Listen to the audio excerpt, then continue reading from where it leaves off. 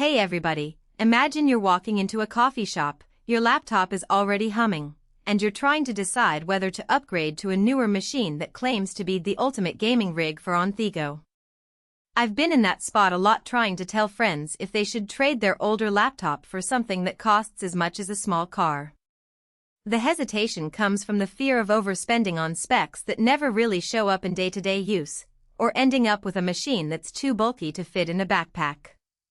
Link is in the description if you want to check the product details on Amazon. So, let's unpack the Alienware M16.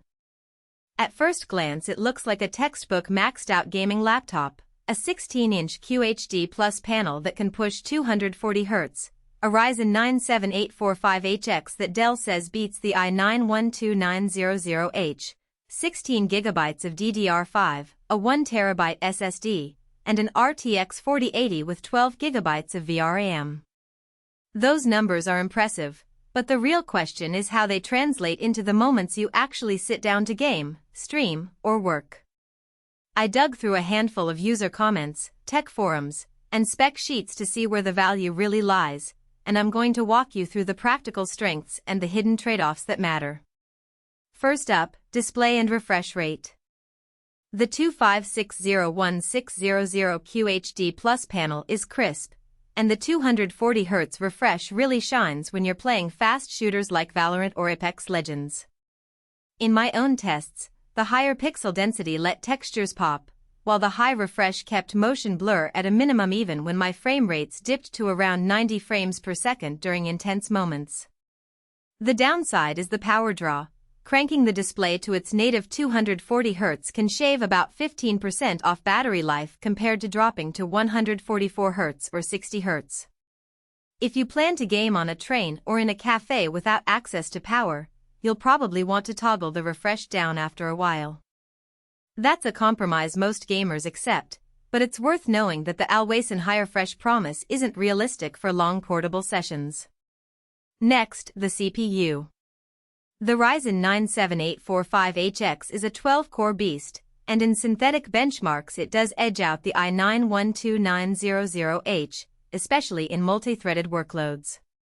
The real benefit shows up if you also use the laptop for content creation, think video editing, 3D rendering, or compiling large codebases. In practice, I saw Premiere Pro timelines render 510% faster, and 3D renders in Blender finished a few minutes sooner than on a comparable Intel-based laptop. For pure gaming, the extra cores don't translate into dramatically higher frame rates. Most modern titles still cap around 144,180 frames per second with the RTX 4080, depending on settings. So, if your workflow blends gaming with heavy multitasking or creative work, the CPU is a genuine advantage. If you're a gamer who only needs high FPS, you might be paying a premium for horsepower you won't fully use. Memory and storage are pretty straightforward. The 16 GB of DDR5 RAM is enough for current games and multitasking, but it isn't a massive upgrade over the 16 GB DDR4 you'd find on many other high-end laptops. The real kicker is the 1TB SSD. Its fast loads into games in roughly half the time you'd see on a SATA drive, but you'll quickly feel the pressure if you keep a massive library of AAA titles. With games like Cyberpunk 2077, Elden Ring, and Starfield, each can easily eat 100 GB or more. If you intend to keep a full library installed, you'll either need an external SSD or to manage your installs actively. The good news is that the M16 supports an additional M.2 slot, so upgrading storage later is painless, but that does add cost and the need to physically open the chassis. Now let's talk about the GPU. The RTX 4080 is the current flagship for laptops, and it really shines in ray-traced titles.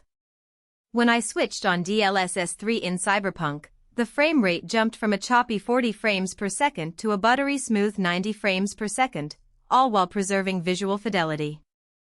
That's the kind of performance most reviewers hype up, but the practical takeaway is that you can run demanding games at 1440p with high settings and still have headroom for future titles. On the flip side, the GPU also drives up heat and fan noise. At full load, the fans ramp up to a noticeable whine, and the laptop can run above 90 degrees on the GPU side. The cooling solution keeps temperatures in check, but you'll hear the fans working hard, especially in a quiet room. If you're sensitive to noise or plan to stream while gaming, you might need to accept that the fan profile will be aggressive, or lower some settings to keep the acoustic footprint down. The keyboard and RGB lighting are mostly about aesthetics, but there's a functional side.